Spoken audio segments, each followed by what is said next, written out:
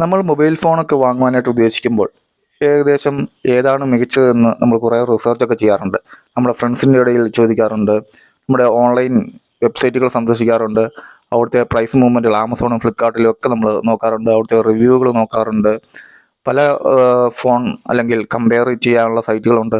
അവയിലൊക്കെ നമ്മൾ നോക്കി ഏറ്റവും നല്ലൊരു ഫോൺ നമ്മൾ കണ്ടുപിടിക്കും. അല്ലെങ്കിൽ നമ്മുടെ ബഡ്ജറ്റിനുള്ളിലുള്ള ഒരു ഫോൺ കണ്ടുപിടിക്കും. എന്നിട്ട് ഓഫർ സമയം ഏതാണോ, ഏത് സമയത്താണോ ഏറ്റവും കുറവിൽ നമുക്ക് പർച്ചേസ് ചെയ്യാൻ പറ്റുന്നത് നോക്കും. ആ offer time, big billion days പോലത്തെ ഉള്ള ഡേയ്സ് ഒക്കെ നമ്മൾ നോക്കിയിരിക്കും. എന്നിട്ട് ആ സമയത്ത് നമ്മൾ പർച്ചേസ് ചെയ്യാൻ നോക്കും. ചിലപ്പം ആ സമയത്ത് നമ്മൾ ഇച്ചിരി ബെറ്റർ ആയിട്ടുള്ള ഫോൺ കാണും, നമ്മുടെ ബഡ്ജറ്റിനേക്കാളും കവിഞ്ഞതായി ചിലപ്പോൾ കാണും.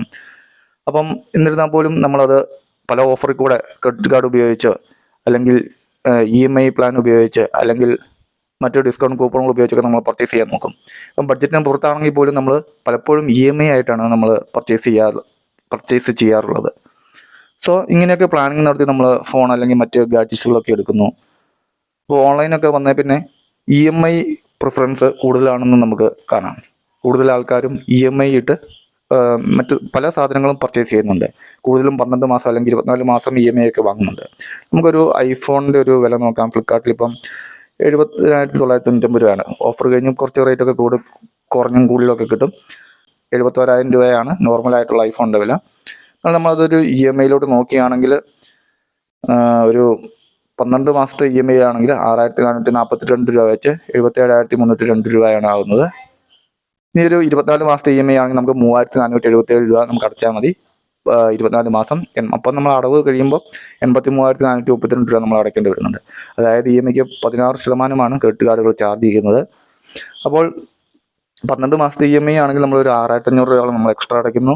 24 മാസമാണെങ്കിൽ ഒരു 12,500 രൂപയോളം നമ്മൾ എക്സ്ട്രാ അടയ്ക്കുന്നു. ഇതേ സമയം നമ്മൾ ഈ ഒരു പർച്ചേസ് ചെയ്യുമ്പോൾ നമ്മൾ EMI ഏതെക്കാലം അടയ്ക്കുകയാണെന്ന് നമുക്കറിയാം. സോ ആ EMI അടയ്ക്കേണ്ടി വരുന്ന ആ തുക നമ്മൾ എങ്ങനെയാണെങ്കിലും മാറ്റി വെക്കും. ബട്ട് നമ്മൾ അതേ സമയം ആ ഒരു EMI അടയ്ക്കുന്ന തുക നമ്മളൊരു SIPയിലോട്ട് ഇൻവെസ്റ്റ് ചെയ്ത്, എന്നിട്ടാണ് നമ്മൾ ആ ഒരു ടേമിലേക്ക് ഒരു ടേം ആകുമ്പോൾ നമ്മൾ ആ ഗോള്, നമ്മുടെ എന്താണോ ആ ലക്ഷ്യം, അത് പർച്ചേസ് ചെയ്യാനായിട്ട് നമ്മൾ നോക്കുന്നെങ്കിൽ നമുക്ക് എത്ര ബെനിഫിറ്റ് ആകുമായിരുന്നു. EMI അടയ്ക്കുന്നതിനേക്കാൾ ഭേദമാണോ SIP സ്റ്റാർട്ട് ചെയ്തിട്ട് ആ ഫണ്ട് വെച്ച് നമ്മൾ പർച്ചേസ് ചെയ്യുന്നത് നമുക്ക് നോക്കാം. അതേസമയം നമുക്ക് ഈ ഒരു SBI കോൺട്രാക്ട് ഡയറക്റ്റ് പ്ലാനിൻ്റെ ഒരു SIP കാൽക്കുലേറ്റർ വെച്ച് നമുക്ക് ചുമ്മാ ഒന്ന് അനലൈസ് ചെയ്ത് നോക്കാം. പാസ്റ്റ് ഇയർ ഡേറ്റയാണ്. അപ്പം ഏകദേശം ഇതിനോട് തട്ടിച്ചൊരു റിട്ടേണിലും നമുക്ക് വിശ്വാസം അർപ്പിക്കാം.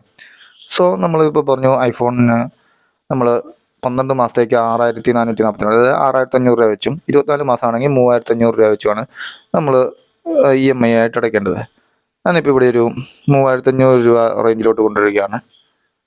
3,500 രൂപ ഒരു വർഷം ഈ ഒരു ഫണ്ടിലായിരുന്നു നമ്മൾ അതേസമയം ഇൻവെസ്റ്റ് ചെയ്യുന്നതെങ്കിൽ ഇവിടെ 135 ഇയേഴ്സാണ് കാണിക്കുന്നത്. അപ്പോൾ നമ്മളിവിടെ 42,000 രൂപയാണ് ഒരു വർഷം കൊണ്ട് ഇൻവെസ്റ്റ് ചെയ്യുന്നത്. അത് 50,000 എന്ന് കാണിക്കുന്നു. ഫസ്റ്റ് ഇയർ ഡേറ്റ വെച്ച് 3 ഇയറിൽ നമ്മൾ ഇതിങ്ങനെ ഡിപ്പോസിറ്റ് ചെയ്തുകൊണ്ടിരിക്കുകയാണെങ്കിൽ, അല്ലെങ്കിൽ SIP ആയിട്ട് ചെയ്തുകൊണ്ടിരിക്കുകയാണെങ്കിൽ ഇത് 2 ലാഖിനോട് അടുത്ത് വന്നേനെ. 1,26,000 രൂപ നമ്മൾ ആകെ ഇൻവെസ്റ്റ് ചെയ്യുന്നുണ്ട്. അത് 2 ലക്ഷം രൂപ ആയിരുന്നു എന്ന് കാണിക്കുന്നു.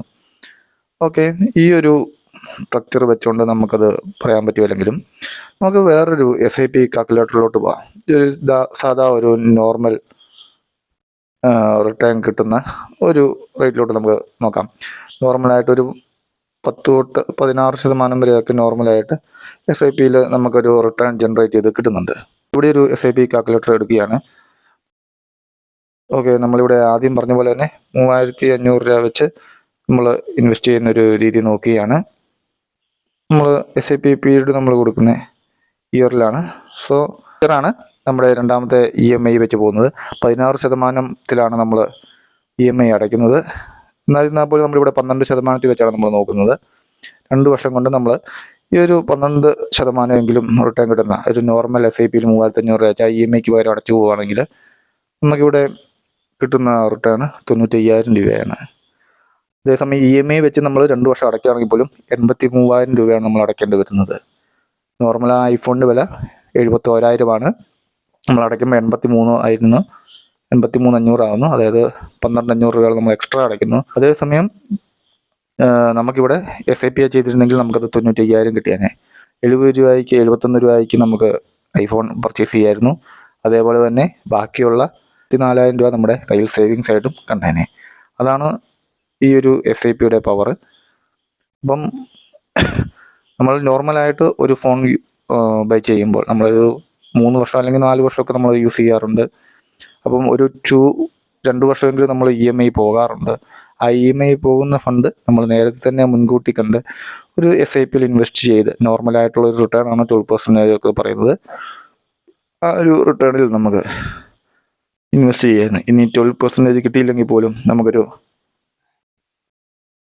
10% വന്നാലും 10% വേണ്ട, 8% വന്നാൽ പോലും നമുക്ക് 91,000 രൂപയോളം ഈ ഒരു ഇൻവെസ്റ്റ്മെൻറ്റ് നമുക്ക് 3,500 രൂപ വെച്ച് കിട്ടുന്നുണ്ടായിരുന്നു. അപ്പോൾ നോക്കുക, നമുക്ക് ആ ഒരു EMI അടയ്ക്കുന്നതിനേക്കാളും നമുക്ക് എന്തുകൊണ്ടും ഭേദം വരുന്ന ഒരു SIPയിൽ സ്റ്റാർട്ട് ചെയ്യുകയാണ്. SIP നമ്മുടെ സ്റ്റോക്ക് മാർക്കറ്റ് അപ്പാണോ ഡൗൺ ആണോ ആ ഒരു ട്രെൻഡിലോട്ട് നമ്മൾ വളരെയധികം ചിന്തിച്ച് കുഴപ്പിക്കേണ്ട കാര്യമില്ല.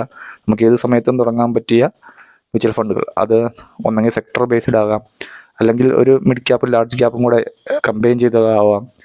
ഏറ്റവും സ്മോൾ ക്യാപ്പിൽ തുടങ്ങിയാൽ പോലും ചില സമയത്ത് റിട്ടേൺ നല്ലപോലെ കിട്ടാറുണ്ട്. എന്നിരുന്നാൽ പോലും ഒരു ലാർജ് അല്ലെങ്കിൽ മിഡ് ക്യാപ്പിൽ തുടങ്ങുകയും ഒരു ഗ്രോത്ത് ഫാക്ടറുള്ള ഒരു മ്യൂച്വൽ ഫണ്ട് ഇൻവെസ്റ്റ് ചെയ്യുകയും ഏറ്റവും നല്ലതാണ്. അപ്പം EMIയിലൂടെ നമ്മൾ വാങ്ങാൻ ഉദ്ദേശിക്കുകയാണെങ്കിൽ ആ ഒരു EMI തുക നമ്മൾ 2 വർഷത്തേക്ക് നമ്മൾ അടയ്ക്കുകയാണെന്ന് നമുക്ക് ഉറപ്പാണ്. ആ ഒരു EMI അടയ്ക്കേണ്ട തുക നമ്മൾ എവിടെയെങ്കിലും കണ്ടെത്തി നമ്മളത് മാറ്റിവെക്കും. അല്ലെങ്കിൽ നമ്മുടെ ഒരു ഇൻകത്തിൽ നിന്ന് ആ EMI കുറച്ചിട്ടുള്ള തുക മാത്രമേ നമുക്ക് ബാക്കി സ്പെൻഡിങ്ങിന് വേണ്ടി നമുക്ക് യൂസ് ചെയ്യാൻ പറ്റുന്നുള്ളൂ. അതേസമയം ആ EMI തുക നമ്മളൊരു ഇൻവെസ്റ്റ്മെൻറ്റിലോട്ട് മാറ്റി നിർത്തുകയാണെങ്കിൽ, ഒരു ഇൻവെസ്റ്റ്മെൻ്റ് ആക്കി മാറ്റിയിട്ട് നമ്മൾ ചെയ്യുകയാണെങ്കിൽ നമുക്ക് വളരെയധികം അത് ബെനിഫിഷ്യലുള്ള കാര്യമാണ്. EMI അടയ്ക്കുന്നതിനേക്കാളും ഭേദമാണല്ലോ നമുക്കൊരു ഇൻവെസ്റ്റ്മെൻ്റ് ആയിട്ട് മാറ്റിയിട്ട് അതിൻ്റെ അകത്തു നിന്നുള്ള റിട്ടേൺ എടുത്ത് നമുക്ക് നമ്മുടെ എന്താണോ നമ്മൾ ആ ഒരു ഗോൾ കണ്ടിരിക്കുന്ന ആ ഗോൾ അച്ചീവ് ചെയ്യുകയും ബാക്കിയുള്ള നമുക്ക് കുറച്ച് സേവിങ്സ് ആയിട്ട് കിട്ടുകയും ചെയ്യും. സോ ഇനിയെങ്കിലും നമ്മളൊരു ഫ്യൂച്ചർ, നമുക്കൊരു വെൽ പ്ലാൻ ഉണ്ടെങ്കിൽ, ഒരു 2 വർഷത്തെ ഒരു പ്ലാൻ ഉണ്ടെങ്കിൽ, ഒരു 2 വർഷത്തിനുള്ളിൽ നമ്മളൊരു ഫോൺ പർച്ചേസ് ചെയ്യാൻ നോക്കുകയാണെങ്കിൽ അതൊരു EMIയിലോട്ട് എടുക്കുന്നതിനേക്കാളും ഭേദം ആ ഒരു എമൗണ്ട് നമ്മൾ ഇപ്പോഴേ EMI അടയ്ക്കാൻ ഉദ്ദേശിക്കുന്ന എമൗണ്ട് ഇപ്പം തന്നെ നമ്മളൊരു SIP ആയിട്ട് ഇൻവെസ്റ്റ് ചെയ്യുക. എന്നിട്ട് ശേഷം നമ്മൾ ആ ഒരു പീരീഡ് ആകുമ്പോൾ SIP ക്ലോസ് ചെയ്ത് നമുക്ക് ആ ഒരു നമ്മുടെ പ്ലാൻ എന്താണോ അത് നമുക്ക് ചെയ്യാം. എന്ത് വേണേലും പർച്ചേസ് ചെയ്യാം. ഈ ഫോണാണെന്നില്ല, മറ്റെന്ത് ഗാഡ്ജറ്റ്സ് ആണെങ്കിലും അല്ലെങ്കിൽ പിന്നെ എന്ത് കാര്യമാണെങ്കിൽ പോലും നമ്മൾ EMI അടയ്ക്കാൻ ഉദ്ദേശിക്കുന്ന ഒരു ഫണ്ടാണെങ്കിൽ നമ്മളതൊരു SIPയിലോട്ട് ഇൻവെസ്റ്റ് ചെയ്തിട്ടാണെങ്കിൽ നമുക്കതൊരു ഇച്ചിരി ബെനിഫിറ്റിലാവുമെന്ന് എനിക്ക് തോന്നുന്നു. സോ നിങ്ങളുടെ അഭിപ്രായങ്ങൾ കമൻറ്റ് ചെയ്യാം.